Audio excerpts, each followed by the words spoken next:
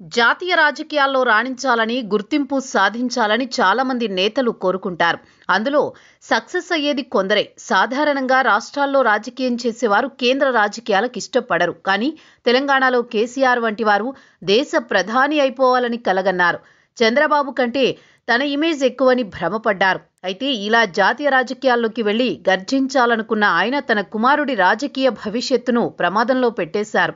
కుమార్తెను కేంద్ర మంత్రిగా చేసే అవకాశం వచ్చింది. కానీ అదే కేంద్రంతో కయ్యానికి కాలు దువ్వారు. ఆమె జైలు జీవితానికి కారణమయ్యారు. జైలు నుంచి వచ్చిన ఆమెను పార్టీ నుంచి బహిష్కరించారు. చంద్రబాబుకు ఇప్పుడే కాదు చాలాసార్లు జాతీయ రాజకీయాల్లో అవకాశం వచ్చింది. కానీ ఆయన మాత్రం రాష్ట్ర రాజకీయాల్లోనే ఉండాలని ఆసక్తి చూపారు. ఉమ్మడి ఏపీలోనూ నవ్యాంధ్రప్రదేశ్లోనూ రాష్ట్రం మాత్రమే అభివృద్ధి చేయాలని కంకణం కట్టుకున్నారు. దేశ రాజకీయాల విషయంలో భ్రమపడలేదు.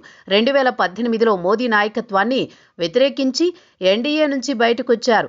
ఆ సమయంలో సైతం తానేదో ఈ దేశానికి ప్రధాని అయిపోతానని చెప్పలేదు. ఏపీకి తగురీతిలో న్యాయం జరగలేదని మాత్రమే ఎదురు తిరిగారు. చంద్రబాబు ఎన్నడూ నేల విడిచి సాము చేయలేదు. వాస్తవాన్ని గుర్తించి మాత్రమే రాజకీయాలు చేశారు. ప్రస్తుతం తెలుగు రాష్ట్రాల్లో రాజకీయాలంటే చంద్రబాబు, రేవంత్, కేసీఆర్, జగన్ చుట్టూ నడిచాయి. ఇందులో జాతీయ పార్టీగా ఉన్న కాంగ్రెస్ నుంచి ముఖ్యమంత్రి అయ్యారు రేవంత్.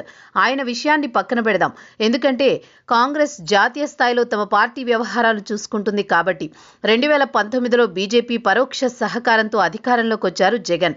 1 కాదు 2 కాదు 22 ఎంపీ స్థానాలతో మంచి విజయం సాధించారు. బీజేపీకి పరోక్షంగా సహకారం అందించారు. బీజేపీ సహకారాన్ని తీసుకున్నారు.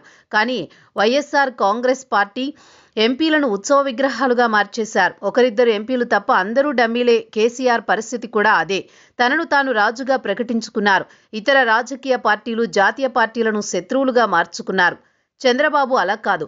జాతీయ రాజకీయాల్లో తనకంటూ ఒక ముద్ర చాటుకునే ప్రయత్నం చేశారే తప్ప తానే కింగ్ అని భావించలేదు. అటల్ బిహారీ వాజ్పేయి హయాంలో జీఎంసీ బాలయోగిని లోక్సభ స్పీకర్గా ఎంపిక చేయడంలో చంద్రబాబు కృషి ఉంది.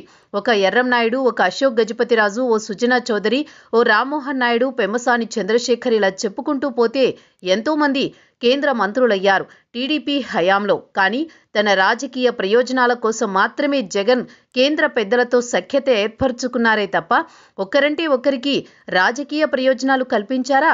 కేసీఆర్ పరిస్థితి కూడా అదే. తాను ఒక సీనియర్ అని ఎక్కువగా విర్రవీగుతూ ఉంటారు. జాతీయ స్థాయిలో ముద్ర చాటి ఈ దేశానికి ప్రధాని అయిపోవాలని కలలు కన్నారు.